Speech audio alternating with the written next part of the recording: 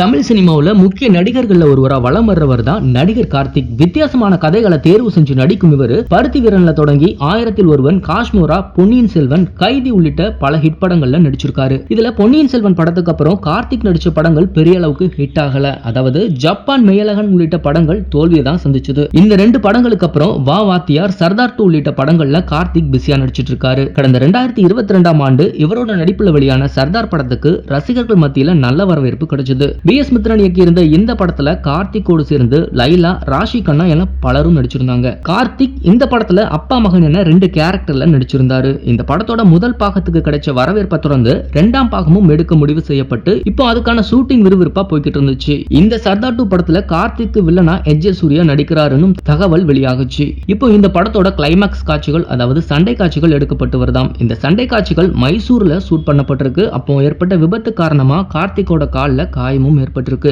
அப்போ அங்கிருந்தவங்க கார்த்திகை மீட்டு மருத்துவமனையில அட்மிட் பண்ணிருக்காங்க. அவரை செக் பண்ண டாக்டர்ஸ் 1 வாரம் ஓய்வெடுக்க சொல்லியிருக்காங்களாம். அதனால சர்தார் 2 ஷூட்டிங் ரத்து செய்யப்பட்டும் இருக்கு. இதுவரை 80% ஷூட்டிங் எடுக்கப்பட்டிருக்கிறதாகவும், இந்த நேரத்துல கார்த்திக்கோட கால்ல விபத்து ஏற்பட்டிருக்கிறதால திட்டமிட்டபடி படத்தை திரைக்கு கொண்டு வர முடியுமா அப்படிங்கிற கேள்வியும் இங்க ஆரம்பிச்சிருக்கு. இந்த மாதிரியான இன்ட்ரெஸ்டிங்கான சினிமா நியூஸ் பத்தின அப்டேட்டுகளை நீங்க உடனுக்குடன் தெரிஞ்சுக்கணும்னா மறக்காம நம்ம சினி மாடல் சேனலை சப்ஸ்கிரைப் பண்ணிக்கோங்க.